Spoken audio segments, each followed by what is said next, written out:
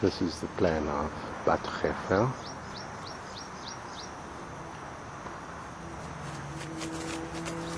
And there of course is Buster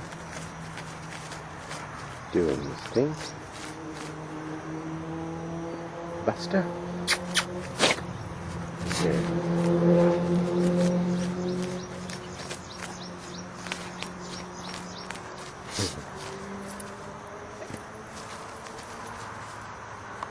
Hello, little Buster. Buster? Hey, Buster. There's another panorama of Bad Gevel on our Saturday morning walk. It's a little bit misty this morning, so we may not have such a good visibility. Nevertheless, you can see there's a lot of development going on here. They've now started to lay out roads which will be the beginning of a park in this yeshub where we live.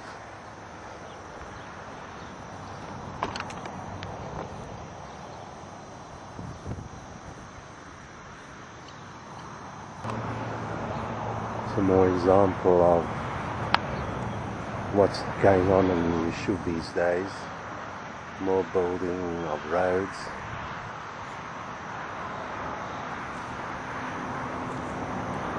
Of course, no one can say when it's going to be ready. That of course remains to be seen. Sometimes they start doing a job here and somehow they never ever finish it.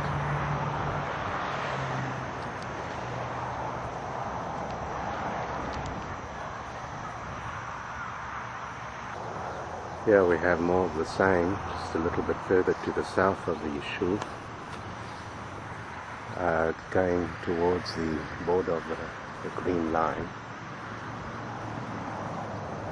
And yeah, of course, you can see quite a lot of very nice homes that have been built over the last 10 years.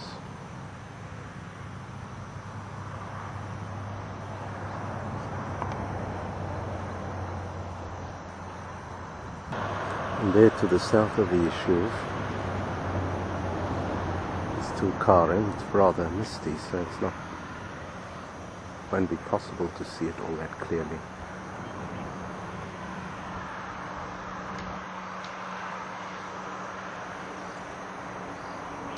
How can one do a film on Bad Gevel without having the security fence around, which encircles the whole of the yeshub?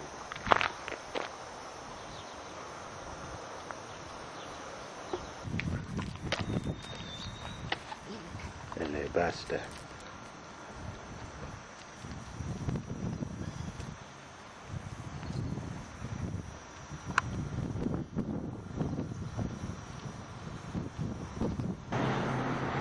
There's another view of the security fence with the watchtower.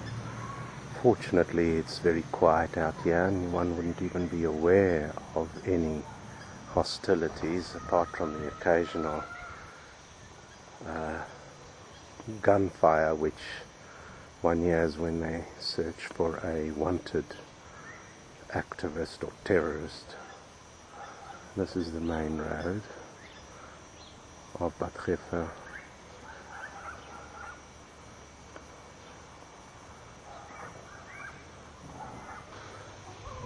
Here we are back home, the Hotel near 16, where we live. And there's our home.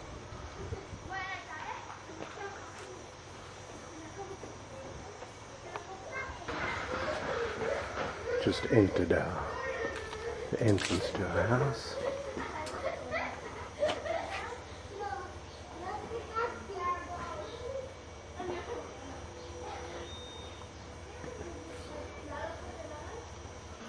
And this is our garden.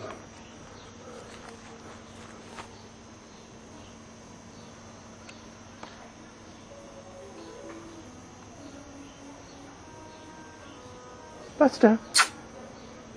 Hello, Buster. Here's another aspect of Bat Gefa, and one of the more negative aspects of Bat Gefa is the damage that the youth of Bat Gefa, or rather a sizable proportion of them, are capable of doing.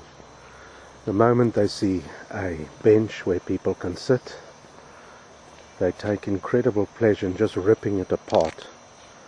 It wouldn't be surprising if some of the youth that do these kind of things are under the influence of some kind of a drug or something, as it is, and especially in the summer, it's not unusual to see them sitting in this very spot and smoking hookah pipes or nargilas. It's quite a common practice.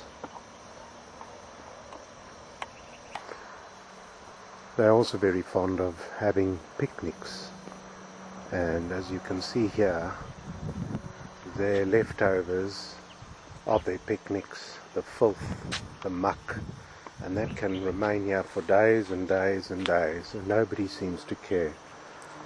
There we can see some more examples of vandalism at its best. Benches that have been ripped up, park benches, and of course the incredible filth that the youth enjoy spraying around here.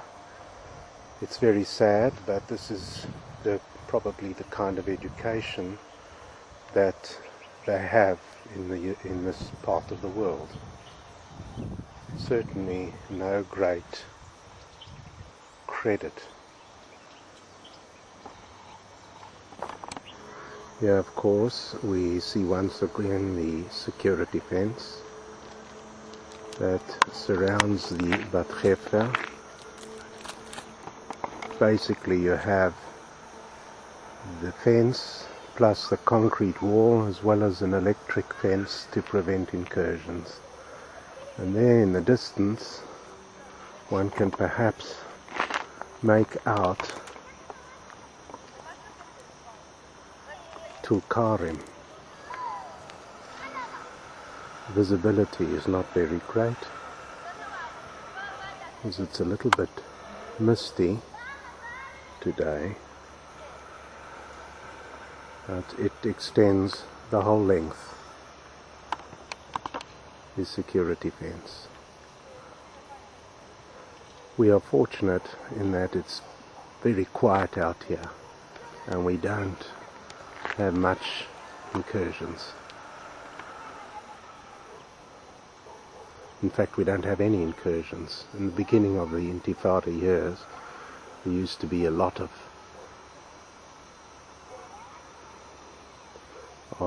firing and so on and so.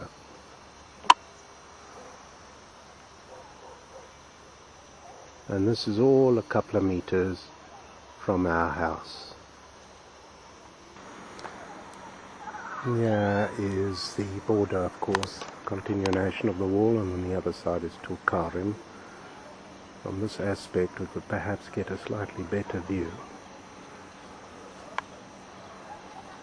of this rather large West Bank town right on the other side of this wall.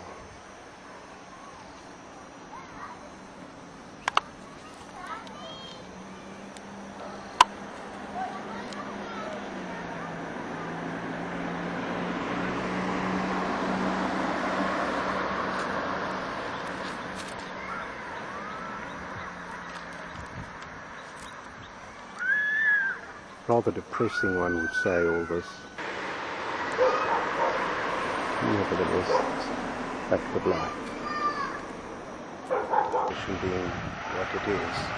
Here's a children's park, but filled with all the swings and so on and so forth.